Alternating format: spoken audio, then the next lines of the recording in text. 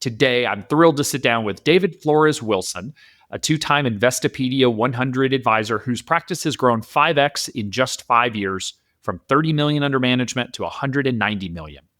Since teaming up with a business partner in 2020, David has grown his firm to serve over 140 households with a strong focus on business, exit planning, equity compensation, and philanthropic advising. He's a frequent speaker at industry conferences, including XYPN Live and NAPFA, and has been featured in over 80 media appearances in this year alone. David joins us today to talk about the path to rapid growth, the importance of building a true client community, and how life experience and a love of learning shaped his journey into this profession. David, welcome to the show.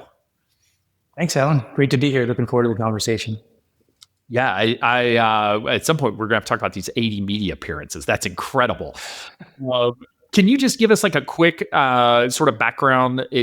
Based on your bio, you started out in investment banking and then kind of transitioned into financial planning. So can you talk about that transition and why you made it? Sure. I pursued investment banking out of college, and it's seductive, right? The longer you stay in investment banking, the more they pay you, and the less brutal your hours get.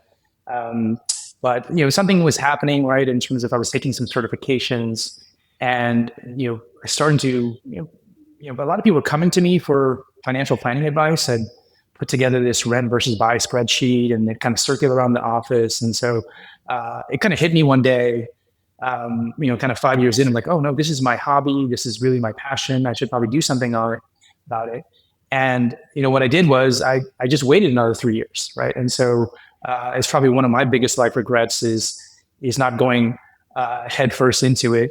I basically waited into the financial crisis, and, I think back now on the client work that we do, a lot of times it's like, okay, well, I'm going to advise people so they don't make the same mistake, right, in terms of not following what they really want to do. I worked at a small RIA in New York City for 8-9 years, and then teamed up with Dan Ryan in 2020 in the sort of midst of the pandemic, and the rest is history. So you teamed up to launch the firm, correct? You didn't have your own firm before the merger? Yeah. So the thinking was, right, there's real synergy. We actually had met in Brazilian Jiu-Jitsu, back in many, many years ago, and we were sort of like would spar on a regular basis to kind of get better at Jiu-Jitsu. And here we are, like 15 years later, we spar in the business world a little bit sometimes, right? Sparring on tax strategies to get better in our job. But I think so I built sort of a client base, mostly people in their 30s and 20s. From my personal network, and kind of built a sort of network of centers of influence, and I was starting to do some content. And he had real expertise around working with DECA millionaires on high level state tax and tax planning issues. And so there's real synergy there, and we were kind of drawn by our sort of mutual values around lifelong learning and independence and fairness. And so that was the thinking in terms of teaming up and sort of, but he actually technically had started the firm a year before that. And then we had sort of negotiated over that year and then became, 50-50 partners. Okay, awesome. So I guess, when you were making that decision of do I partner and only, quote unquote, only own 50% of firm versus doing this myself, owning 100%, how did you navigate, I guess, what was the tipping point for you to make that decision that partnering up was the way to go? Yeah, I mean, a decision wasn't taken lightly, right? I think that we had talked for years, right? And so we truly understand where we were coming from, and we have very different perspectives. And I think Dan, right? We have very different personalities as well. And so, we worked with a coach as well. There were different books we read. The partnership charter is super helpful. Because we have seen in our own practices, working with founders and co-founders, advising them, seeing things not kind of work out because of disagreements or misalignment of values or whatnot. So we were very systematic about thinking through kind of the what ifs. And then decided to team up. So you had just an incredible growth trajectory over these last few years. So can you talk about sort of this 5x growth and what fueled that acceleration of growth for the firm? Well, I don't think there's any sort of magic formula. I think it's, I just know that I've always had a mindset around just playing the long game. And so in a couple of different areas. And so, whether that's, I always had sort of a learning development plan, both in the short term and the long term. And so, when the client base was sort of, the people I first started to work with, early 30s, single in New York City. And I'm like, okay, well, these people get married. Like, what sort of planning issues am I going to have when they do get married? Okay, well, then they do get married. Well, maybe I should think about the planning issues for when they have children, or they send those kids to college, or potentially get divorced. 10 years ago, I was working with a lot of people that were employees of high tech startup companies, and it's like, okay, well, how do I be helpful and move up the corporate ladder, so to speak, and be helpful to the founders, right? Learning how to multiply QSBS exemptions and all these other sort of planning issues. And so, in addition to that, sort of building building relationships with people that could be helpful to the client base later, different centers of influence, like, if I, they buy real estate, well, who am I going to use for cost segregation studies? And then sort of hanging out with those communities, and then building sort of, content around being helpful.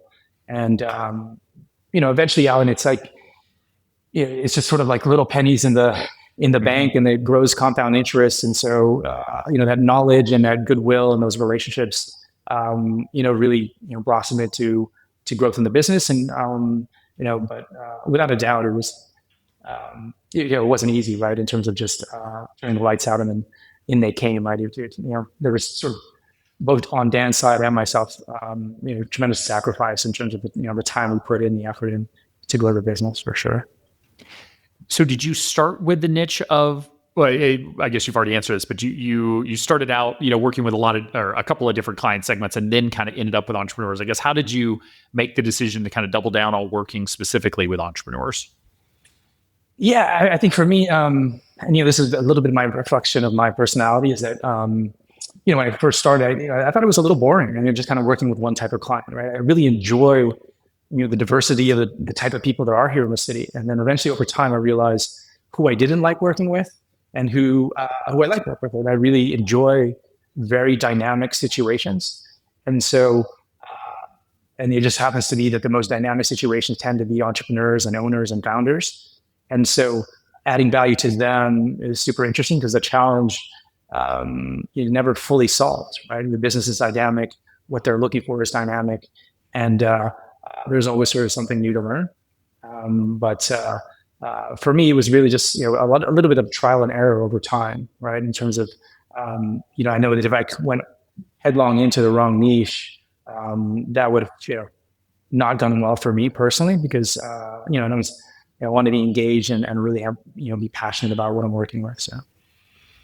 Yeah, every time we meet with our financial advisor, I tell my wife, like, I just feel so bad for Jake having to work with me, because I am your sort of quintessential entrepreneurial client. And I'm like, I want to reinvest in my businesses, and I don't want to think about exit planning, and I can't exit. I'm a founder, and like all of these things that, I was trained on exactly how to have that conversation with the person, not how to be that person. So it is tough. And I'm not sure, I think advisors think of business owners as like, oh, I'll just work with business owners because I'm a business owner, but it really is a lot. Yeah, it's a different mindset, right? In terms of just, and some of the things that really make them special and successful, this immersion and this sort of need for control, it's not as helpful, right? When they want to sort of control what markets do and react towards markets instead of staying patient. But I do find that so many business owners are open to learning new things if you sort of just expose them, whether it's the data or the stories or the different optimized plan they can kind of implement, right? So during this sort of rapid growth phase and growth, and especially rapid hypergrowth, just it always sounds good from the outside, but when you are in it, it is terrifying. At least my experience was and has been. So I guess, what did you learn from that rapid growth phase that you feel like maybe you could share with advisors who may be entering it or think they want to experience it, that might help them shortcut some of the pain that you experienced?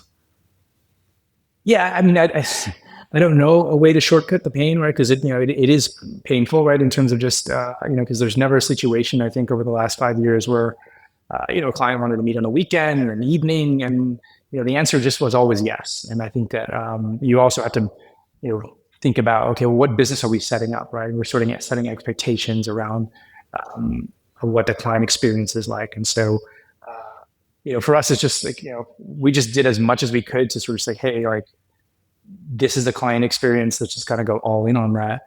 But I think always sort of thinking 2 steps ahead is super important. I think for us, we knew we were in the planning business. We knew we were in the investment business. It's only sort of recently that we sort of, the third business line we're in is talent development. And so, creating an environment where people can really thrive and grow and have a career path that's interesting and meaningful and impactful.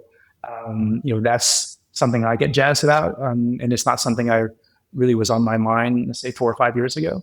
And so, just we're kind of building systems around that and working on that sort of, that company value proposition as well, right? Because essentially now, our most valuable clients are the people that we hire. And we're not looking to scale. This isn't our, a B2B SaaS company focused on disrupting an industry. This is, we're just kind of working on it one family at a time. But, I think we, when you're sort of like having an eye out, what's going to be happening, 1 or 2 or 3 years out, it can be super helpful when you kind of deal with growth. So. Awesome. Yeah. So I've heard you mention client community before. Can you talk about what client community means in your practice?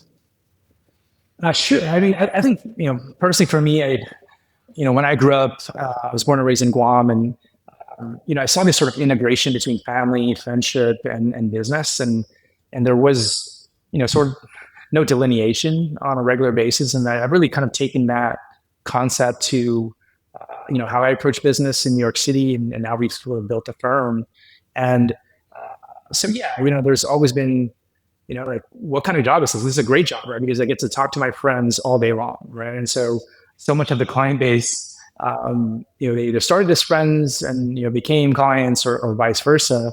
And so, like I was, in my 20s and 30s, just, setting up snowboarding trips and trips to Europe, and, just inviting a couple clients, inviting some friends, and just, having a good time and sort of just getting to know people, more systematically. We've sort of developed business owner roundtables and happy hours, and sort of, just trying to get the client base to see, hey, is there a reason, maybe these 2 clients should meet each other, or maybe they could have, there might be some synergy there in their businesses or their careers. And so, those are the things we kind of encourage, because you're trying to, essentially, when it comes to the client experiences, that community that they're also getting, not just sort of, the advice and the centers of influence that we can introduce them to. So yeah, that really is a unique approach, because most advisors try to draw very clear boundaries that they are not friends with their clients, and they want to be clear this is a planning relationship versus friends. And second, they don't want to introduce clients to other clients. I hear like, oh, I can't do a client appreciation event because then my clients will know who else works with me. And you've taken the opposite approach. And so do you think part of that is due to the niche of working with business owners, that you have this natural group who really can help each other and should be meeting? Like, or do you think it's more, I guess, personality driven and just the way you were raised that you feel like, this is important? Yeah. I mean, I think it's all of the above, right? I saw, for me, for example, when I started to join different, business owner communities or entrepreneurial communities, that there was real information sharing going on. And it wasn't like I was getting business from those communities. I was actually just learning a lot of things about business and sort of different approaches, and it helped my sort of thinking and give me better advice generally. And so, yeah, I think there's, they're on a similar journey, many of the clients, right? They tend to be, the average age is around 40, 41. And, in New York City, it's a big city and it's a small city, right? And so you kind of walk around. I think it's, like after a couple of hours, you sort of run into someone that right after when you've been here for a while. And so it's sort of developing that community is super helpful because, and frankly, like, when you see sort of, you're having a brunch and it's sort of, three friends and two of them are clients. I don't know. I just feel that's a lot of fun. So. Yeah, again, that's awesome. It's just super unique. I don't hear a lot of advisors who plan snowboarding trips with their clients. And by not a lot, I mean, I'm not sure if I've heard anybody that does that. So that's awesome. And I also imagine, we're based here in Bozeman, Montana. So, we're like the only financial services company here, and sort of everyone is the only one in their industry. Versus New York City, there's a whole lot of people doing similar businesses, which I assume, that kind of helps create some community as well. Of just sort of there's that affinity, but there's just, so much synergy, I guess, between business owners and what they're doing in the city. Yeah, absolutely. I think that, we have 5 boroughs here. A lot of people come in from, outside of Manhattan, New Jersey, Long Island, Westchester. I think that when you can sort of strip it down to the ones that, sort of live in here in Manhattan or Brooklyn, it gets to be a smaller and smaller community. And so, you're just, like people just relate to each other on these kind of different issues. And it's been super helpful to grow the business for sure. So you mentioned earlier that the goal is not necessarily to scale, but then you compared it to a software company. So is this one of those, like, we're not scaling as fast as software, but we're certainly trying to scale faster than the average financial planner? Or are you really trying to slow down growth? I'm just curious how you're thinking about growth and scaling the business. Yeah, I mean, I think, I guess we're sort of in that inflection point, right? Where our sort of day-to-day capacity isn't really there to sort of take on a lot of clients, right? And so we're definitely being smarter around, okay, well, now we need to, implement some infrastructure. Right now we're looking for an operations manager and another paraplanner, for example. And for us, it's what matters first is that client experience. And so we just never really want to sacrifice that. And so, there's been sort of many people, maybe experienced advisors that wanted to join us, and they're kind of doing it differently, right? And so we have sort of a certain way of thinking about clients and what we want to do for them. So the growth of the business, if it doesn't grow as fast as it did on a percentage basis the next 5 years as the last 5 years, and that's totally fine as long as we maintain the quality and really have an impact on people's lives. But we also see that, okay, well, if we are able to develop people and to really partner with talent and bring them along in their career, and one day hopefully make them partners, then that's an opportunity to increase impact, but not at the not going to sacrifice sort of quality or that sort of that client experience for sure. So. Yeah, as the denominator gets bigger, maintaining those percentage growth rates is really hard. But obviously, you can still grow an amazing business. 15%, 10% compounded over enough years is massive. You don't have to grow 50% every year. So I want to talk a little bit about sort of the financial planning process, because you have a couple of sort of areas of expertise. And the first one that I saw was sort of business exit planning. So can you talk about how you approach business exit planning with your entrepreneurial clients and sort of how you're helping prepare them for that transition? Sure. I think it's a matter of philosophy, right? In terms of business exit planning, it's in some ways it's sort of like, let's start with the end in mind. But some of the business owners that we work with are years or potentially even decades away from exiting their businesses, and so. Whether it's that personal readiness part of it, that financial readiness, or the business readiness, making the business more attractive or ready for any sort of transition, we want to implement those concepts, all throughout the life cycle of a business owner, right? Because I think that exit planning is it's actually just good business, right? When we put in systems in place, when you make the business owner not so central to the functions of the business. When you look at the risks from a legal perspective, from a technology perspective, all those things help improve the value of the business. And so just having those conversations years ahead of time is super helpful as we're trying to be helpful from the formation to growth to maturity to exit and beyond. I think that just kind of understanding those concepts and bringing them early, because so many business owners get sort of years into it and they're overwhelmed by even the thought of exit planning. And it's always like, okay, well, exit planning is something I'm going to do 5 years from now. And it's not something they have to do that, right? Like they can take digestible, 90-day sprints, for example, and, implement, a sales process that's repeatable, that translates into, through the funnel and into leads and converts, and then kind of go to the next one. And so, what we're always trying to do is, they may not be doing exit planning, but we're sort of just letting clients know, dropping the breadcrumbs of sort of some of these concepts, so that eventually when they're ready, because, let's face it, business owners are so crunched for time, and there's only so much time that we have. And when we do meet with them, we have to prioritize. Yeah, I'm curious. It seems like when folks sort of sell their business, no matter their age, they sort of end up in one of two camps. Either they are like depressed and sad and don't have any purpose and they feel rudderless, or they go on to sort of have some sort of meaningful, thriving next phase, whatever that looks like. Could be a business owner, could be teaching or angel investing or whatever. So how do you help clients sort of prepare for that transition? Because it is a big transition to go from CEO to former CEO. Yeah, that's a wonderful point, Alan. And because we have to be very systematic about that, because so many people, even if you get people through that exit process and they have a wonderful liquidity event, you're alluding to that, most business owners actually regret it a year later, right? And so like systematically saying, okay, well, what is their identity now? What are their values? What's their purpose now? What are their goals now?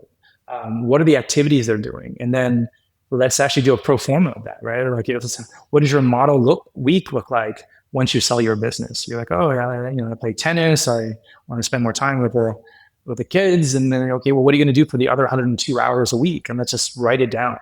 And so, so if we sort of really envision in a couple of different ways, and again, like most things in planning, right, you can tell people things, but a lot of times they have to discover it themselves, right? And so just these probing questions where they can understand that, like, oh wow, this is something that's just as important as understanding, the after-tax proceeds I'm going to get, in a stock sale versus an asset sale, right? It's and so like, again, the key, of course, is to start early and to really sort of just, to peel back those layers and let them know through, okay, well, this is the optimal way to do it. This is what happens when some other people that we know didn't do it. Just kind of go through the process. So. Yeah, we definitely think a lot about how, and I think business owners, if I ask an owner, like, how can you increase profitability by 10% or 50% or 100% in the next 5 years before you sell? They can rattle off, we know how to do that. As they like, and how will you spend your time? It's like, what time? What is that? Yeah. Like, what are your hobbies? Like, hobbies? What are those? Come on now. Yeah. I do think there's an interesting thing, right? I think many advisors seem to have, maybe like a point person in a household that they're working with more. We tend not to have that as much. Like, there's very few meetings where both spouses are not sort of in the meeting in a room. And I think that, because I think a lot can be lost in translation if they're not. And I think some of these issues around, where we can get away from sort of just the quantitative and the, and the after-tax dollars, and just talk about, okay, really, let's talk about what success and happiness and fulfillment looks like. That's super important. And, when you have both spouses in that meeting. And so in general, we're going to do a little bit of pushback when it's just one spouse that wants to take all these meetings with us, for sure. That makes a lot of sense. So one other thing that I noticed from your website is the mention, or the talk on philanthropy with purpose. And it makes a lot of sense that as, entrepreneurs are exiting their business, they many times or probably have more money than they will ever need to live their own great life. And so philanthropy makes a lot of sense, because that's obviously an avenue for where the dollars can go. So there's also an infinite amount of places you could spend your philanthropic dollars, and there's never going to be enough to cover everything. So how do you help clients navigate those decisions? Sure. I mean, so the goal is just to develop this sort of framework to be super helpful when it comes to philanthropy. And so, and again, it was just another way of going where the puck is headed with the client base, right? Because I think early on, many of them were sort of in their 20s and 30s, and they might be giving to, might be running a race and raising money for charity, and then they have some small kids and they're sort of giving to the school. But a lot of the giving was really reactionary, and so. And I think most advisors, we all kind of know how. Okay, well, this is the tax efficient way to give, right? We're going to give low basis stock. We're going to use donor advised funds. Like that's sort of the table stakes. But what we wanted to do is really sort of implement a full system of saying, hey, well, let's identify the causes that you care about based on your values. Let's help you identify, evaluate, and monitor these investments in philanthropy in terms of the nonprofits.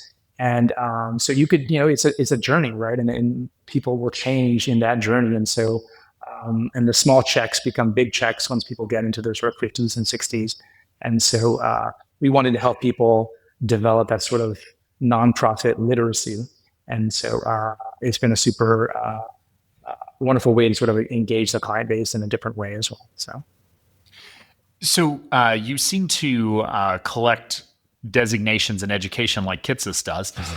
So in addition to your CFP and CFA, it looks like you also have the CEPA. So can you talk about going back a step to the business exit planning? So the Certified Exit Planning Advisor. Can you talk about, I guess, your experience with that education and designation, and if that has impacted how you're approaching that work? Sure. I think it's interesting because, sometimes I get questions from people in the industry about like, oh, this certification or that certification, should I take this? Is it worth it? My answer is always yes, right? So I'm a little biased, right? Because there's probably 3 or 4 designations that I've actually let lapse. And for me, the theory is like, okay, well, let's see if there's any sort of knowledge I could kind of absorb to be a better advisor. Let's sort of integrate it with my process. Maybe make some slides or sort of like help me remember certain things when I go into meetings. And so, but I've never thought that any certification has been sort of the magic ticket to business growth or just really understanding things. I think, but this CEPA is a great framework. The Certified M&A Advisor is another one. I think that for me it was. This all started with the CFA back in sort of my early 20s. Like a lot of my friends, like they all disappeared on Sundays, just watching football, and I was like not really a big football fan, so I would start studying for these tests, and it became kind of like a little bit of a tradition in the spring, to study for something to kind of level up a little bit and try to just it's just another way of adding value to clients, whatever the certification is, for sure. So. And I love the point that it's okay to let a designation lapse. Like it's okay to go get the education, use it, and then decide to not keep up with the CE and the payments and all that. But now you have a really great foundation of education. So switching gears a little bit, I want to go back to from the intro where it said that you had 80 media appearances this year already. So can you talk about your focus there and how you are, I guess, what those media appearances, what's included in that, and sort of how you're nurturing that I guess pipeline of opportunities? Sure. Whether it's responding to media requests for a quotation from reporters, or guesting on podcasts, or just producing long form content on particular topics through the blog. I mean, I think they all work together, and it's sort of multi-factor in terms of like what we're trying to accomplish. I know for me, it helps me hone the message a little bit. Sometimes there's a topic that I know well, and I'm going to write about it, and then I'm like, oh well, now I'm going to go research a little bit more, right? So I can go deeper on that topic. There's SEO benefits, but it definitely isn't sort of a top of the funnel. Oh wow, you get quoted in the media, and all of a sudden, people start beating down your door. It's really sort of mid funnel, right? In terms of the vast majority of the growth in the client base has been from the existing client referrals, and so I think they just have an additional layer of comfort when they make that introduction, and that person who is who really trusts the client, sets up a meeting. They'll of course go down the Google rabbit hole and see that we have expertise or thoughts on different planning issues. So when we walk into that first meeting on Zoom, it's we're not starting on we're starting on first or second base already, right? So that's really the goal. I think there's been a few situations where clients say, "Hey, I read your article about selling a business, and I'd like to work with you," right? And it's the vast majority of the impact for the business is really sort of on reducing that friction on sort of the pipeline of clients that kind of come in. For me, it's as well. It's another thing where it's potentially sort of compound interest, right, in terms of the domain authority of websites and more people hearing about us before we actually meet them in a community that potentially could be small like New York City. So obviously y'all have a lot going on, a lot of growth. You said you're hiring. I guess what is your primary focus over the next 1 to 3 years? Anything new, anything in the pipeline, anything you're thinking about or working on that's going to be coming soon? Yeah, I mean, I think the main thing is really focusing in on talent development and implementing some of these career paths that we have for people. Getting an operations manager, another paraplanner, and just really coaching them up and hopefully working with them and showing them sort of a pathway to equity as well. Super exciting. Again, not that interested in explosive growth, just really measured growth that can really amplify some of the impact that we have for families and really make the organization stronger for sure. Yeah, so that's really what we're most focused on in the next couple of years here. Fantastic. Yeah, and I think we take for granted of like, oh, I'll just like hire people and develop them, but like it's really hard work, and it does take that concerted effort of like, I actually want to do this. I understand what it takes, and I'm going to spend the time and energy. I was talking to an advisor recently, and they were meeting with their direct reports every other week for like 30 minutes, and they're like, "Yeah, like I'm having high turnover." Like, yeah, I can imagine why, and it's because it really is time consuming. But to your point, it's super interesting. Yeah, it's it's super helpful for us too, right? In terms of as we have we sort of developed these sort of 30 to 40 planning topics that kind of go beyond the CFP. And, as we're sort of developing that so we can roll that out and teach that sort of next generation and make it interactive. And, it sort of forces us to think, okay, well, what do we really think about, how you advise, someone when they're, buying a commercial building or when they're making a angel investment in a SaaS company or something like that. How do we really feel about that? What are the planning issues we're going to have? And let's put pen to paper. And so, that way you can facilitate that learning then to our new advisor. So as we're wrapping up, what is the best way for listeners to stay in or I guess to connect with you and the firm? Where's the best place for them to go? Sure. I mean, if they just Google David Flores Wilson, they can find us on the website. I'd love to chat about the industry or on our blog. There's some information around things that are helpful for business owners and planning ideas there. So, I'm on LinkedIn as well. So, fantastic. Well, David, thank you so much for taking the time to come on the show and share your journey, and just your journey of building really an amazing firm. So, thank you for the time today. Thank you. Wonderful to be here. All right, listeners, thanks for hanging out with us on Behind the Advisor. Want more bonus content from this episode and future episodes? Subscribe to our email list at joinxypn.com/BTA. Remember, it's all about helping people live their great life here at XYPN. We'll catch you on the next episode.